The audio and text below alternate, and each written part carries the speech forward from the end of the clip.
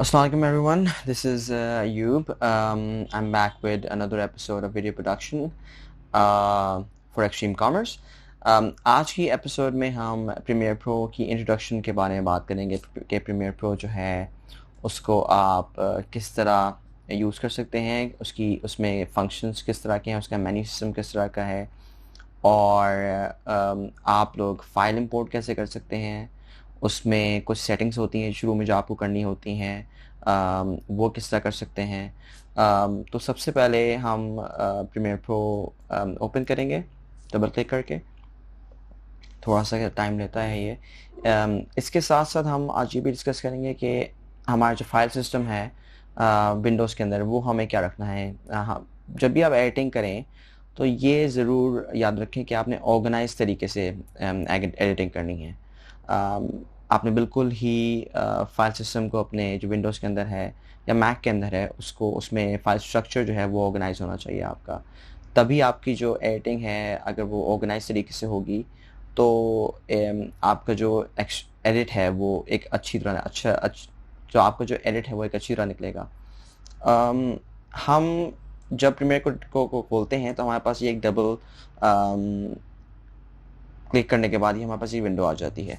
इसके अंदर हमारे ये प्रीवियस प्रोजेक्ट्स आ रहे हैं ऊपर से नीचे जैसा आप देख रहे हैं, और हमारे पास ये ओपन प्रोजेक्ट की एक बटन है और एक न्यू प्रोजेक्ट का बटन है।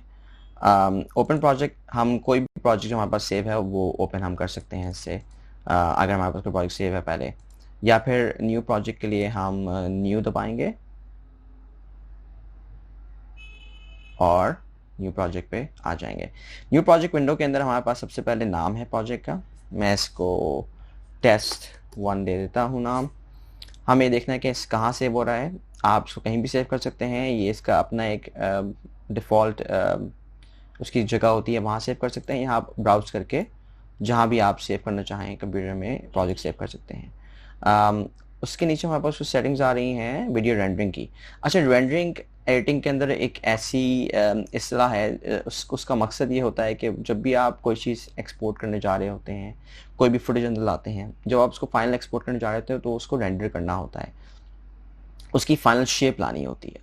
रेंडरिंग यूजुअली ग्राफिक कार्ड्स के ज़रिए भी होती है, आपके जो कंप्यूटर के अंदर ग्राफिक कार्ड है उसके ज़रिए भी होती है। मेरे कंप्यूटर के अंदर एक एनवीडिया का ग्राफिक कार्ड लगा हुआ है, तो आपके पास देखें दो ऑप्शंस आ रहे हैं। एक आ रहा है Mercury playback engine software only, और एक आ रहा है Mercury playback engine GPU acceleration यानी CUDA। CUDA is a term for graphic acceleration by Nvidia graphic cards. तो मैंने बाय डिफ़ॉल्ट कभी कभी आपका ये सिलेक्ट हुआ होता है, यानी कि जो आपका कंप्यूटर के अंदर ग्राफिक कार्ड लगा है वो सिलेक्ट हुआ होता है। लेकिन अगर आपके पास एक एनवीडिया का ग्राफिक कार्ड है देन यू कैन सेलेक्ट, या कोई भी ग्राफिक कार्ड है then you can select that यहाँ से। और देखिए मैंने वो सिलेक्ट कर लिया, अब टिक लगा होता है उस पर। उसके नीचे मेरे पास कैप्चर फॉर्मेट है। अच्छा, कैप्चर फॉर्मेट बहुत ही सिंपल सी एक इस्तेलाह है, यानी कि जब भी आप किसी भी कैमरे से रिकॉर्डिंग करते हैं तो उसका एक फॉर्मेट होता है। यूजुअली पुराने ज़मानों में एक DV फॉर्मेट होता था, यानी कि हाई डेफिनेशन नहीं होता था, नॉर्मल 420p रेजोल्यूशन होती थी वो। और उस 720p से नीचे जितनी भी रेजोल्यूशन हैं वो DV फॉर्मेट कहलाएंगी। 720 के बाद जितनी रेजोल्यूशन हैं वो HDV कहलाएंगी। अगर आपने अपना ये विंडो न्यू प्रोजेक्ट की विंडो में DV हुआ हो और आपकी फुटेज HDV है तो मेक श्योर कि आप उसको HDV करें। अगर आपने अपने मोबाइल से कल रिकॉर्डिंग करनी है, फॉर एग्जांपल आपने कोई अपना इंटरव्यू रिकॉर्ड करना है, तो you have to make sure कि your capture format is selected properly. हम उसको सिलेक्ट HDV करेंगे and we will press okay. बाकी सेटिंग्स भी हैं इसमें, स्क्रैच सेटिंग्स, लेकिन यू कैन लीव जो डिफ़ॉल्ट हुई हुई हैं उस पर। तो हमने यहाँ पे सिलेक्ट किया प्रोजेक्ट नेम, हमने जो जगह है वहाँ सेलेक्ट कर ली कि कहाँ से हो रहा है, और हमने अपना कैप्चर फॉर्मेट भी सिलेक्ट कर लिया है। प्रेस ओके एंड देन ये हमारे पास एडोब प्रीमियर प्रो का मेन विंडो आ गई है।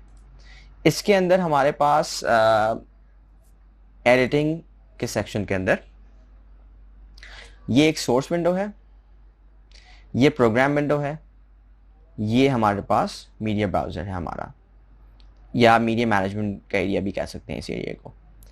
ये जो टाइमलाइन है, यानी कि जो भी फुटेज आपने एडिट करनी है वो आप यहाँ कर सकते हैं। जो भी चॉपिंग करनी है, जो भी ट्रिमिंग करनी है, जो भी कटिंग करनी है किसी फुटेज की, वो आप इस जगह करेंगे। अच्छा, टाइमलाइन पे कोई भी फुटेज डालने से पहले मैं आपको बताता हूँ सीक्वेंसेस क्या होते हैं। एडोब प्रीमियर प्रो में आप जब भी कोई चीज़ टाइमलाइन में डालते हैं तो वो एक सीक्वेंस बनाता, वो एक सीक्वेंस कहलाता है। जब भी कोई चीज़ टाइमलाइन में आ जाएगी, it would become a sequence. और उसके 2-3 तरीके हैं सीक्वेंस बनाने के। उससे पहले मैं आपको थोड़ा सा मेन्यू सिस्टम दिखा दूं।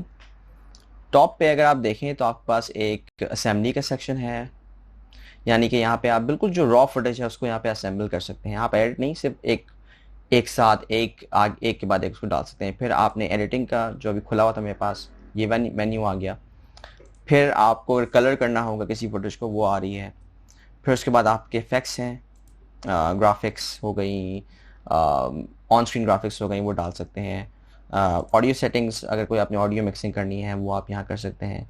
और उसके अलावा आपके पास ग्राफिक्स का सेक्शन आ गया कि आपने अगर कोई लोअर थर्ड डालना है, कोई टाइटल डालना है, वो इससे आ सकता है।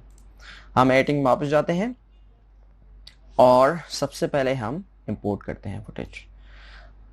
यहाँ पे आए, हमने राइट क्लिक किया। एक तरह से इंपोर्ट ये होता है कि आप इंपोर्ट दबाएं and you can import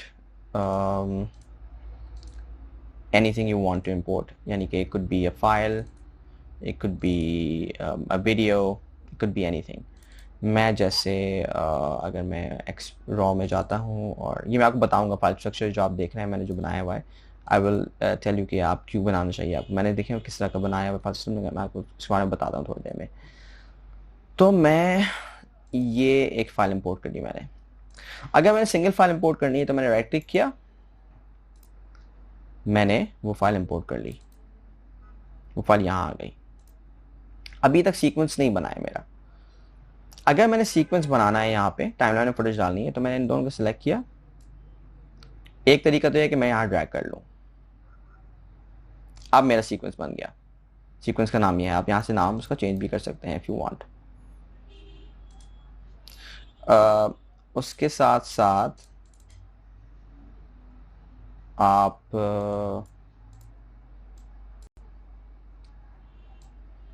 ये पूरा एक सीक्वेंस बन गया है, फुटेज आई हुई है यहाँ पे मेरे पास। लेकिन एक और तरीका ये है कि मैंने ये डिलीट किए दोनों सीक्वेंसेस और मैंने एक फुटेज उठा के, ये आप देख रहे हैं न्यू आइटम, इसमें डाल दी, तो सीक्वेंस बन गया। अगर हम न्यू आइटम को क्लिक करेंगे तो हमारे पास सीक्वेंस आ रहा है, हमारे पास जिसमें लेयर्स आ रही हैं, हमारे पास और डिफरेंट ऑप्शंस आ रहे हैं, caption, HD bars and tone, ये सारा कुछ आ रहा है। हम अगर डायरेक्ट फुटेज को उठा के इसमें डाल देंगे तो हमारे पास सीक्वेंस बन जाएगा, फुटेज हमारे पास यहाँ चल रही है। अगर लेकिन जब भी आप रॉ फुटेज डालते हैं तो पहले मैं तो ये करता हूँ कि मैं सोर्स विंडो में डालता हूँ उसको, ताकि मैं इसको यहाँ पे मार्क इन मार्क आउट के ऑप्शन से ट्रिम करके यहाँ लेके आऊँ। हमेशा जब भी आप एडिटिंग करें तो मेक श्योर ये करें कि जब आप टाइमलाइन में फुटेज डालें तो वो काफ़ी हद तक क्लीन होनी चाहिए। उसमें जो भी आपने ट्रिमिंग करनी है, जो भी चीज़ हटानी है, वो ट्रिम हुई भी हो, और फिर वो टाइमलाइन में लाएं। फिर टाइमलाइन में आप माइन्यूट और चेंजेस और कटिंग एंड माइन्यूट चेंजेस कर सकते हैं। लेकिन जो मेजर आपने कटिंग करनी है वो आप सोर्स विंडो के थ्रू कर सकते हैं। यहाँ पे मैं इससे पहले कि मैं आपको मार्क इन मार्क आउट या क्लीनिंग के बारे में बताऊं, मैं आपको 2 सेटिंग्स के बारे में बताता हूं।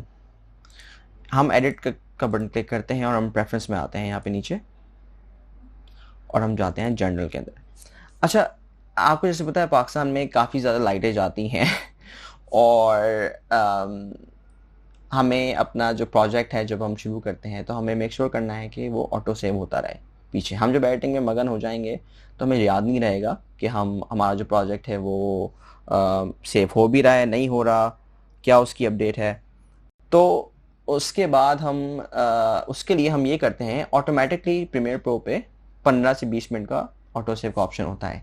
मैंने उसको 5 मिनट किया हुआ है, आप यहाँ से देख रहे हैं। मैं आपको दोबारा दिखाता हूँ आप कहाँ से आएंगे इस विंडो में, एडिट, प्रेफरेंसेस, और हम ऑटो सेव में आ जाते हैं। और यहाँ पे हम उसको 5 मिनट या आप उसको 1 मिनट भी कर सकते हैं, आपके ऊपर है। उसके अलावा मैं आऊँगा मीडिया में। इसमें बहुत सारी सेटिंग्स हैं, मैं आपको लेकिन दो बेसिक सेटिंग्स बताता हूँ। एक तो कि आपने ऑटो सेव अपना कम कर लिया टाइम, जो टाइम कम से कम होगा ऑटोमेटिकली ये आपका प्रोजेक्ट सेव करता रहेगा। आप एडिट करते रहें, लाइट जाती है उससे पहले वो लाइट जाती है, कोई और डिस्ट्रप्शंस होती हैं, वो सेव आपका प्रोजेक्ट सेव रहेगा। उसके अलावा डिफ़ॉल्ट मीडिया स्केलिंग का एक ऑप्शन आ रहा है यहाँ पे, ये बाय डिफ़ॉल्ट नन हुआ हुआ होता है।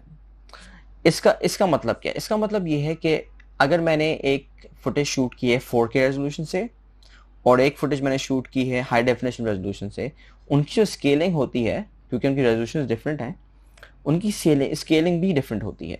4K रेजोल्यूशन जो होती है वो साइड से कटी भी हो सकती है, और जो 1080p रेजोल्यूशन है वो साइड से कटी भी नहीं हो सकती, डिपेंड करता है फुटेज के ऊपर।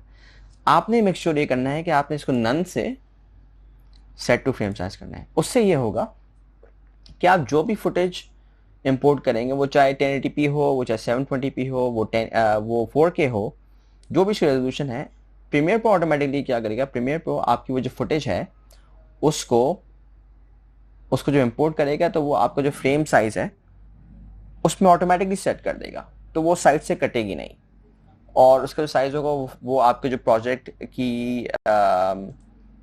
का फ्रेम है उस पर आएगा। ये प्रोजेक्ट मैंने 29.97 फ्रेम्स पे मैंने सेट किया हुआ है।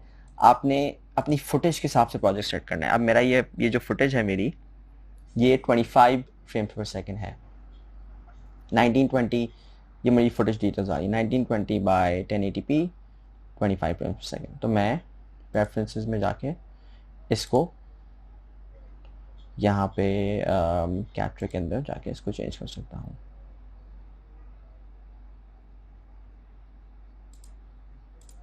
यहाँ पे, लेकिन अगर आपने यहाँ नहीं भी किया और आपने ये फुटेज उठाई और यहाँ डाल दी, तो प्रीमियर प्रो आपके लिए ऑटोमेटिकली इसको फिक्स कर देगा, क्योंकि हमने कैप्चर का जो एरिया था वो हमने यहाँ पे सेट टू फ्रेम साइज किया हुआ है। सेट टू फ्रेम साइज हमारा आ रहा है, हमने इसको ओके किया, बंद किया, हमारी फुटेज यहाँ आ गई। मैं आपको अब ये जो सोर्स विंडो है इसमें क्लीनिंग करना सिखाऊंगा कि आप अपनी फुटेज को क्लीन किस तरह कर सकते हैं। यहाँ पे आपके पास बहुत सारे ऑप्शंस आ रहे हैं, बहुत सारे बटन्स आ रहे हैं। एक है ऐड मार्कर, आप फुटेज में मार्कर लगा सकते हैं कहीं पे। यहाँ पे आप देखें मार्कर लग गया, आप इसको रिमूव, आप उस पर कलर मार्क भी कर सकते हैं। यहाँ पे इंपॉर्टेंट चीज़ है आपने देखनी है, तो आप उसको कलर मार्क भी कर सकते हैं। मैंने इसको बंद कर दिया, and I can remove the marker if I want. Control G से मार्कर रिमूव हो गया। अब मुझे पूरी फुटेज नहीं चाहिए टाइमलाइन में, मुझे थोड़ी सी फुटेज चाहिए। तो एक तरीका तो है कि मैं उसको यहाँ लेके आऊँ, यहाँ मैं क्लीन करूँ। लेकिन एक बेहतर तरीका ये है, क्योंकि इसमें बहुत सारी मिस्टेक्स मुझे और नज़र आ रही हैं और मुझे सिर्फ इतनी फुटेज चाहिए, तो मैं, और मेरा जैसे हाथ आ रहा है आप देखें, मुझे सिर्फ यहाँ से फुटेज चाहिए। उसके लिए मैं ये दो बटन यूज़ करूँगा, मार्क इन, मार्क आउट। बहुत ही सिंपल तरीका है। मार्क इन आप आई से भी कर सकते हैं, प्रेस करेंगे आई उससे भी कर सकते हैं, या बटन दबा के भी कर सकते हैं। मैंने यहाँ से फुटेज शुरू किया, मार्क इन किया, और मुझे सिर्फ यहाँ तक चाहिए फॉर एग्जाम्पल। तो मैंने एक और दफ़ा मैंने ओ दबा दूंगा अपने कीबोर्ड पे, या फिर मैं मार्कआउट का बटन दबा दूंगा यूँ करके। अब आप देखें हुआ क्या। अब ये हुआ कि मार्क इन मार्कआउट का जो मैंने किया है ऑप्शन, पूरी क्लिप ऑलमोस्ट 3 मिनट की है, लेकिन जो मार्क इन मार्कआउट हुआ है वो सिर्फ इतना सेक्शन हुआ है। अब मैं अगर इसको ड्रैग करूंगा तो अब देखें होता क्या है, सिर्फ वो फुटेज ड्रैग हुई है, टाइमलाइन में हमारा सीक्वेंस बन गया है ऑटोमेटिकली, और हमारी फुटेज हम यहाँ देख सकते हैं। ये देखें, सिर्फ वही फुटेज ड्रैग हुई है जो मार्क इन मार्कआउट है। This is done. और हमें अगर एक और चीज़ मैं आपको एक और दफ़ा दिखाता हूँ, अगर आपने एक और दफ़ा मार्क इन मार्कआउट करना है, हमने कोई और चीज़ मार्कआउट करनी है तो हम कर सकते हैं वो भी।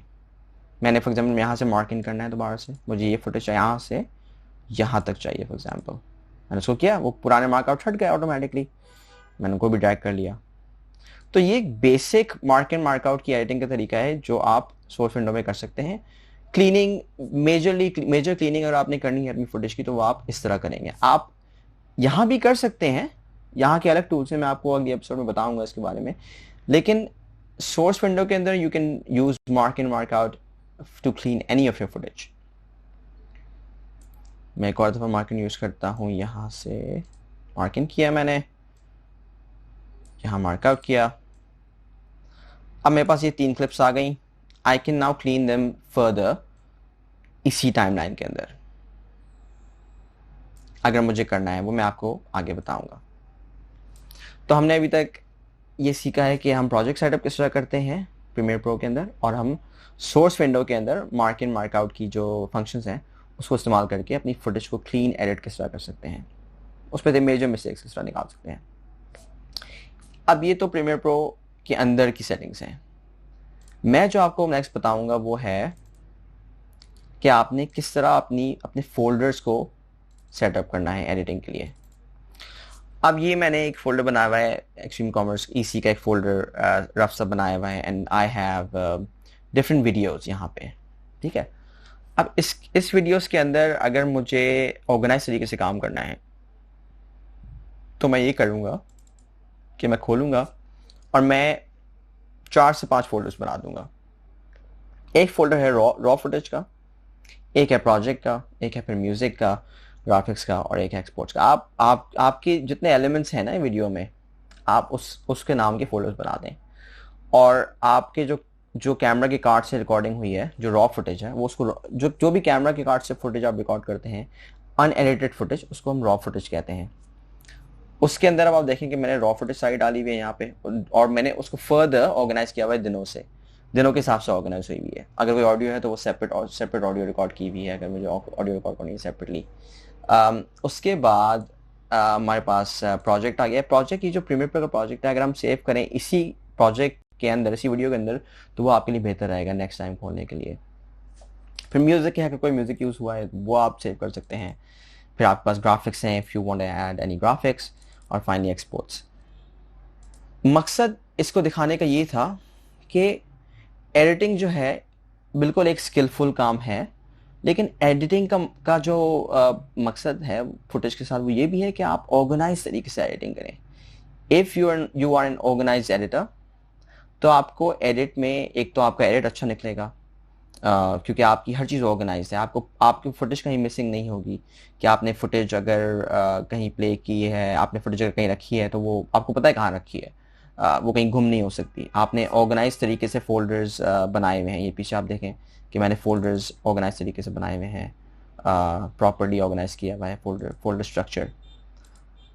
यहाँ पे जैसे मैंने आपको बताया था, आप इंडिविजुअल फाइल्स भी इंपोर्ट कर सकते हैं, लेकिन अगर मैंने पूरा फोल्डर इंपोर्ट करना है तो वो मैं कैसे करूँगा। प्रीमियर प्रो सीसी और इससे पिछले जो वर्जन है वो आपको ऑप्शन देते हैं कि आप पूरा का पूरा फोल्डर इंपोर्ट कर दें। यहाँ पे 2 तरीके हैं फोल्डर्स बना के। एक तो ये है कि आप राइट क्लिक करें और न्यू बिन बना दें। फोल्डर्स को यहाँ पे बिन्स कहते हैं प्रीमियर प्रो के अंदर, और मैं उसका नाम भी यहाँ से चेंज कर सकता हूँ अगर मैं चाहूँ, बिन 1 या कुछ भी नाम रख सकता हूँ मैं। Raw footage for example raw 1 रख दिया मैंने, या मैं इसको टेस्ट प्रोजेक्ट का नाम दे सकता हूँ। ये एक मेरा बिन बन गया। अब अगर मुझे पूरा का पूरा फोल्डर इंपोर्ट करना है, फाइल्स हमने इंपोर्ट कर ली इंडिविजुअली, तो हम इंपोर्ट दबाएंगे। लेट्स से मैंने पूरा रॉ के अंदर जो चीज़ें हैं वो सारी इंपोर्ट करनी है। मैं इसको सेलेक्ट करूंगा और इंपोर्ट फोल्डर दबा दूंगा। अब देखें होगा क्या। थोड़ा टाइम लगेगा क्योंकि आप सब कुछ इंपोर्ट कर रहे हैं, लेकिन होगा ये कि आपको यहाँ पे बिन्स बनाने की जरूरत नहीं पड़ेगी। पूरा का पूरा फोल्डर, उसके अंदर के सब फोल्डर्स, सारे folders automatically Premiere Pro recognise करेगा और उसने यहाँ उठा के डाल दिए। अब इसका फायदा क्या है। अब मैंने आपको जैसे बताया था कि मैंने पीछे अपने विंडोज के अंदर मैंने एक स्ट्रक्चर ऑलरेडी बनाया हुआ है। अब जैसे मैंने वो स्ट्रक्चर बनाया तो मुझे यहाँ पे दोबारा बनाने की जरूरत नहीं पड़ी। मेरे पास ऑलरेडी एक फोल्डर स्ट्रक्चर बना हुआ है और फोल्डर सारे के सारे प्रीमियर ने इंपोर्ट कर लिए हैं। तो इस वीडियो के एंड में मैं थोड़ा सा एक रिकैप देना चाहूँगा कि हमने आज क्या डिस्कस किया। हमने डिस्कस किया है कि आप प्रीमियर प्रो में बेसिक जो प्रोजेक्ट है उसको सेटअप किस तरह करते हैं, प्रोजेक्ट के अंदर इंपोर्ट करना है आपने कोई फुटेज वो किस तरह करते हैं, फोल्डर इंपोर्ट किस तरह करते हैं, जो मेन्यू स्ट्रक्चर है पूरा प्रीमियर प्रो का वो क्या है, विंडोज़ डिफरेंट विंडोज़ क्या करती हैं, जो मेन एडिटिंग सेक्शन है सॉफ्टवेयर के अंदर वो क्या करता है। मैं उम्मीद करता हूँ कि ये पहली एपिसोड प्रीमियर प्रो की आपको समझ में आई होगी, आपके लिए कारआमद रहेगी। इसी तरह की मैं 4 से 5 और एपिसोड्स लेके आऊँगा जिसमें हम एडिटिंग की डिटेल्स बुझाएंगे। हम यानी कि फॉर एग्जांपल टाइमलाइन में हमें एडिट करना है वो हम किस तरह कर सकते हैं, हम ऑडियो किस तरह फिक्स कर सकते हैं, हमें अगर कोई इफेक्ट्स डालने हैं, हमें कोई ट्रांजिशंस डालने हैं, हमें कोई टाइटल्स डालने हैं वो हम किस तरह डालेंगे, हमें अगर कोई म्यूज़िक मिक्स करना है वो हम किस तरह करेंगे। तो मैं उम्मीद करता हूँ कि आप अगली प्रीमियर प्रो की एपिसोड में मुझे ज्वाइन करेंगे। शुक्रिया, थैंक यू सो मच।